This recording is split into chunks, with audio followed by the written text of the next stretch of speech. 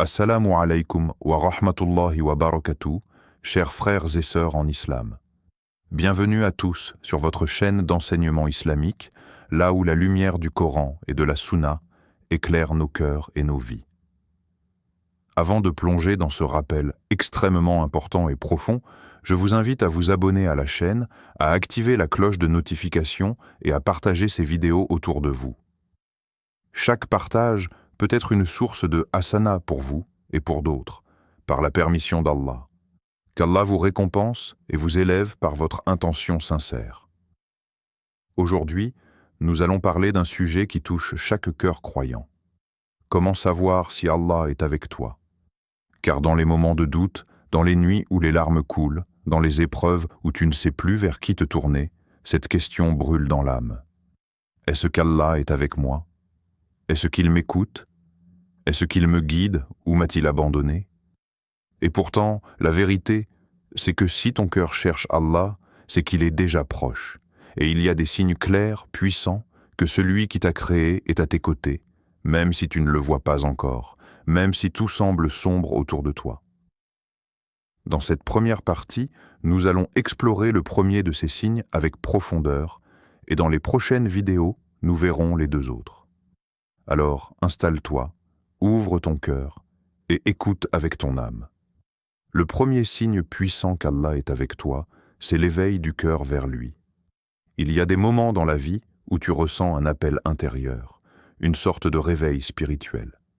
Tu peux être au milieu d'un péché, dans une période d'oubli, ou même dans une routine vide, mais soudainement, ton cœur commence à vibrer. Tu ressens le besoin de prier, de demander pardon, de t'éloigner de ce qui t'éloigne de ton Créateur. Ce mouvement intérieur, ce retour, ce réveil, ce n'est pas toi qui l'as provoqué, c'est un cadeau d'Allah. C'est lui qui, dans sa miséricorde infinie, touche ton cœur et le réveille. Comme Allah le dit dans le Coran, puis il l'a orienté vers la guidance. Si tu ressens ce besoin soudain de changer, de purifier ton âme, de chercher des rappels, alors sache que ce n'est pas une simple émotion. C'est un signe profond qu'Allah te regarde et veut ton bien. Beaucoup de gens confondent le silence d'Allah avec l'absence, alors que parfois, c'est dans ce silence que naît le plus grand des miracles, celui du retour. Si tu commences à pleurer quand tu entends le Coran, si ton cœur se serre quand tu rates une prière, si tu ressens de la tristesse pour tes péchés, ce ne sont pas des faiblesses. Ce sont des preuves vivantes que ton cœur n'est pas mort. Et un cœur vivant est un cœur que Dieu n'a pas abandonné. Car le plus grand malheur dans la vie, ce n'est pas de perdre de l'argent, des amis ou la santé, c'est de perdre la capacité de ressentir Allah. Et toi, si tu écoutes cette vidéo aujourd'hui, si tu ressens que ce message te parle, alors c'est un signe qu'Allah a encore mis sa lumière en toi. Car il dit dans le Coran, « Allah est le protecteur de ceux qui ont la foi. Il les fait sortir des ténèbres vers la lumière. » L'éveil du cœur peut prendre plusieurs formes. Parfois, c'est une douleur intérieure après un péché. Tu tombes, tu fautes, mais ensuite tu regrettes, tu pleures, tu dis « Ya Allah, pourquoi j'ai fait ça ?» Tu demandes pardon, tu promets de changer. Ce regret, c'est une preuve qu'Allah ne t'a pas laissé. Le prophète sallallahu alayhi wa sallam a dit « Le regret est un repentir ». C'est-à-dire qu'à lui seul, ce sentiment est déjà un acte d'adoration. Si tu l'éprouves, c'est qu'il t'a accordé ce repentir. Parfois aussi, cet éveil se manifeste par un attachement soudain au rappel d'Allah. Tu ressens que tu veux écouter des rappels, tu cherches à mieux comprendre ta religion, tu veux t'éloigner de la musique, des mauvaises fréquentations, des choses qui polluent ton cœur, et tout cela se fait sans pression extérieure. Ce n'est pas un imam qui t'a forcé, ni tes parents, ni la peur. C'est ton âme qui commence à respirer la lumière. Et c'est un signe direct qu'Allah t'a choisi pour te ramener vers lui. Le prophète, sallallahu alayhi wa sallam, a dit dans un hadith qudsi, « Et lorsque mon serviteur s'approche de moi d'un empan, je m'approche de lui d'une coudée. Tu fais un pas, il en fait 10, tu avances un peu, il te couvre de sa miséricorde, et parfois, c'est dans une épreuve que cet éveil se déclenche. Tu perds quelqu'un, tu tombes malade, tu es trahi, tu échoues. Et au lieu de te rebeller, tu lèves les yeux vers le ciel et tu dis « Ya Allah, je n'ai que toi. » Tu te mets à prier avec sincérité. Tu pleures dans le sujude. Tu invoques avec ferveur cette douleur qui t'a rapproché de ton Seigneur. Elle est un des plus beaux signes qu'il ne t'a pas oublié. Il t'a secoué pour que tu reviennes. Il a fait descendre une difficulté, non pas pour te briser, mais pour te faire lever les yeux vers lui. Car parfois, Allah brise ton cœur pour que tu arrêtes d'aimer ce qui te détruit et que tu recommences à aimer celui qui te construit. Ce premier signe, aussi invisible qu'il semble, est le fondement de tout. Un cœur éveillé vers Allah, c'est le début de la guidée, c'est la preuve que tu n'as pas été rejeté. Alors, ne minimise jamais ton désir de changer, ton envie de revenir. Ce n'est pas rien, ce n'est pas trop tard. C'est Allah qui t'appelle doucement, parfois à travers une douleur, parfois à travers une parole, parfois à travers une vidéo comme celle-ci. Réponds à cet appel, accroche-toi, même si tu tombes encore. Car ce n'est pas la perfection qu'Allah demande, c'est la sincérité et la persévérance. Le deuxième signe puissant qu'Allah est avec toi, c'est la facilité dans ce qui semblait impossible. Il y a des situations dans la vie où tu te retrouves bloqué. Tu regardes autour de toi, tu fais des calculs, tu cherches des portes, mais tout semble fermé. Il n'y a ni issue, ni solution humaine, ni logique apparente. Tu as peut-être tout essayé, tu as fait les démarches, tu t'es battu, tu as demandé de l'aide à des gens, tu as cherché à droite et à gauche, et malgré tout, rien ne marche. Puis un jour, sans même t'y attendre, une ouverture se crée. Une solution arrive sans que tu aies frappé à cette porte. Quelqu'un t'aide sans que tu ne l'aies sollicité. Un événement se déclenche au bon moment, comme si le destin s'était réorganisé pour toi. Cette facilité soudaine dans ce qui était compliqué, cette ouverture inattendue dans ce qui semblait scellé, c'est un signe qu'Allah agit pour toi en secret. C'est lui qui, dans son infinie sagesse, déplace les choses, incline les cœurs, retarde ce qui devait l'être et facilite ce qui te semblait hors de portée. Ce n'est pas le hasard, ni la chance, ni le mérite. C'est la main divine, invisible, mais puissante qui intervient. Allah dit dans le Coran, « Quiconque craint Allah, il lui donne une issue favorable et lui accorde une subsistance d'où il ne s'attend pas. Et quiconque place sa confiance en Allah, il lui suffit. » Sourate At-Talaq. Ce verset est une promesse claire. Celui qui craint Allah, celui qui reste fidèle malgré les difficultés, Allah finit par lui ouvrir un chemin. Et ce chemin vient souvent d'une direction totalement inattendue. Combien de fois as-tu été sauvé au dernier moment sans même comprendre comment? Combien de fois une situation tendue s'est calmée sans que tu fasses quoi que ce soit? Combien de fois un mal a été repoussé juste avant de t'atteindre ou un bien est arrivé alors que tu avais perdu espoir? Tout cela ne sont pas des coïncidences. Ce sont des réponses silencieuses d'Allah. Il te dit à travers ces événements, « Je suis là. Je ne t'ai jamais abandonné. » Un des plus beaux exemples dans la vie du prophète, c'est quand lui et Abu Bakr étaient cachés dans la grotte lors de la Hijra. Les ennemis étaient juste à l'entrée, à un pas de les trouver. La situation semblait perdue. Abu Bakr craignait qu'il soit découvert. Et le prophète lui dit avec une foi inébranlable, « Ne t'afflige pas, car Allah est avec nous. » Résultat, Allah les protège avec ce que personne n'aurait imaginé. Pas avec des armées, pas avec des miracles spectaculaires, mais avec une simple toile d'araignée et un nid d'oiseaux. Et ça a suffi. Parce que quand Allah décide de te protéger ou de t'ouvrir une porte, même les éléments les plus simples deviennent des murs invincibles. Regarde aussi dans ta propre vie. Peut-être que tu étais en manque d'argent et une aide est venue pile au bon moment. Peut-être que tu étais sur le point de tomber dans un grand péché et Allah a mis un obstacle qui t'a freiné. Peut-être que tu voulais quelque chose, mais tu l'as raté et plus tard tu as compris que c'était un mal déguisé. Ce genre de signe ne se voit pas toujours immédiatement, mais si tu prends du recul, tu verras que des choses se sont arrangées sans ton intervention. Et c'est là que réside un des plus grands signes de la présence d'Allah, quand tu ne contrôles plus rien, mais que tout se réorganise en ta faveur. Ce genre de facilité ne veut pas dire que tu n'auras pas d'épreuves. Au contraire, parfois les chemins les plus bénis sont précédés de douleurs, d'attentes, de prières nocturnes, de larmes. Mais au bout de tout cela, il y a une porte qui s'ouvre. Et cette porte, quand elle s'ouvre, elle est douce, fluide, sans lutte, sans violence.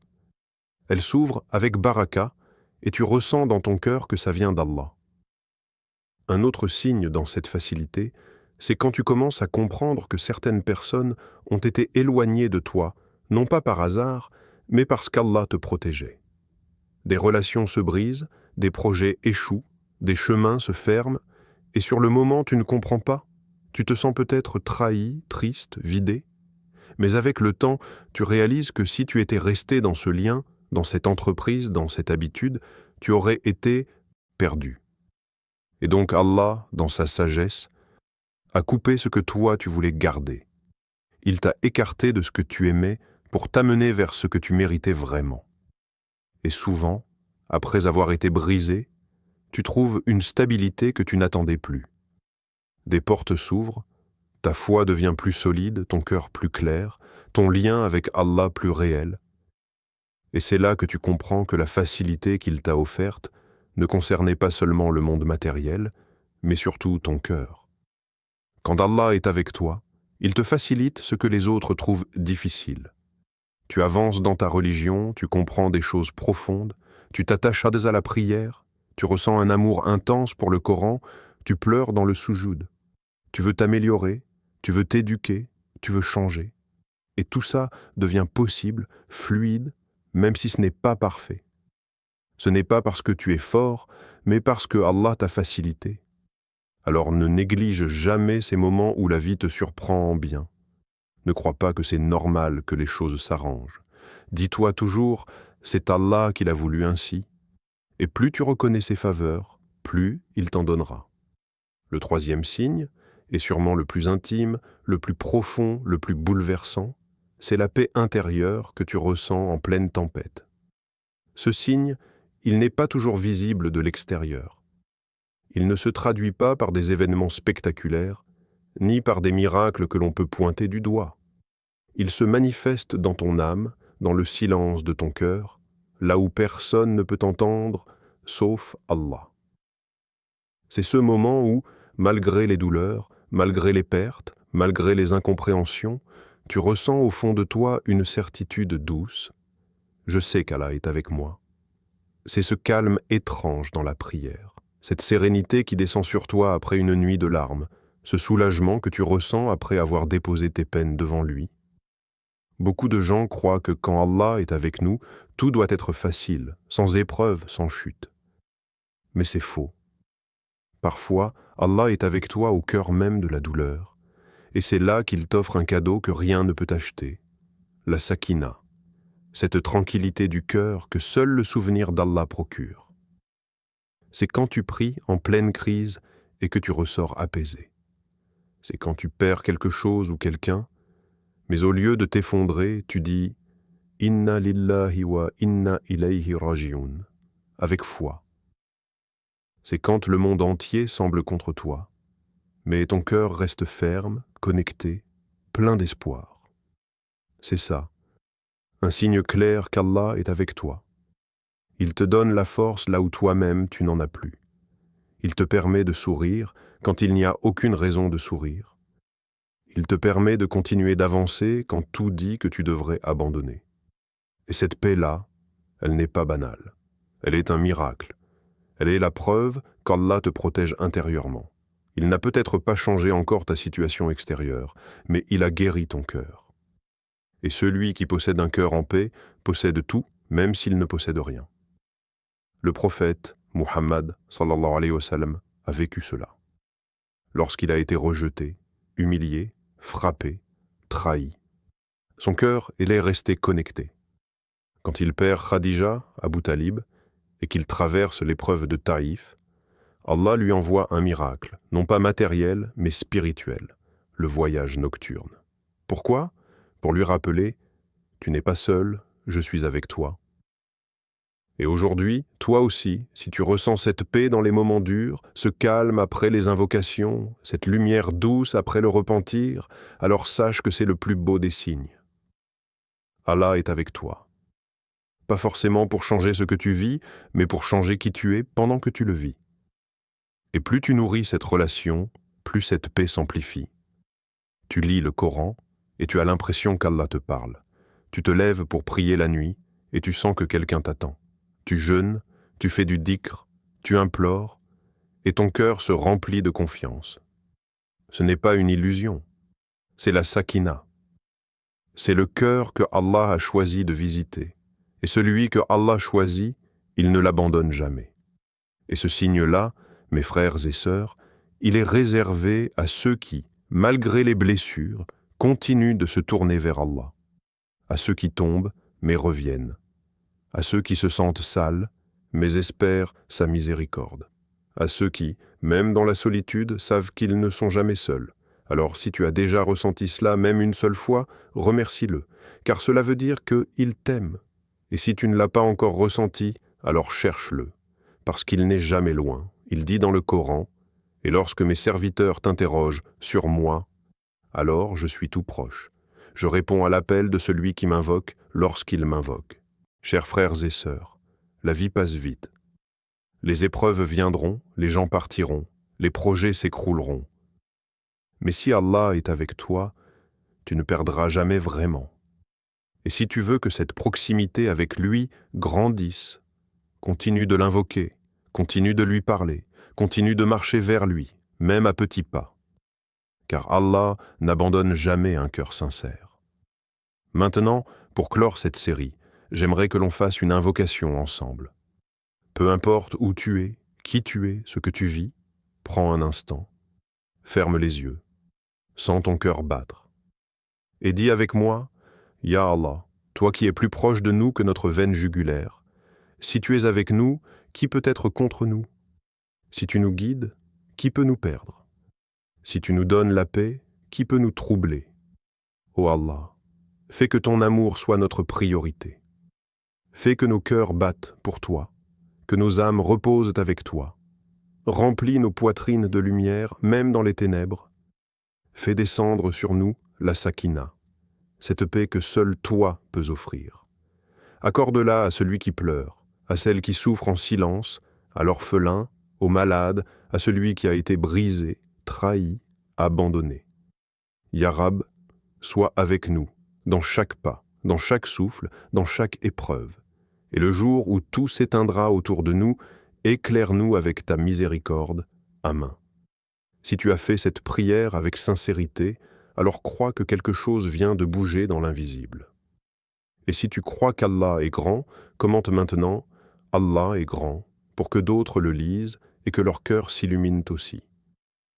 N'oublie pas de t'abonner à cette chaîne pour continuer à grandir dans la foi, pour apprendre à aimer Allah encore plus et pour ne jamais oublier que dans ce monde qui change, Allah est toujours là, qu'il te protège, te guide et qu'il fasse de toi un de ses proches, ici-bas et dans l'au-delà.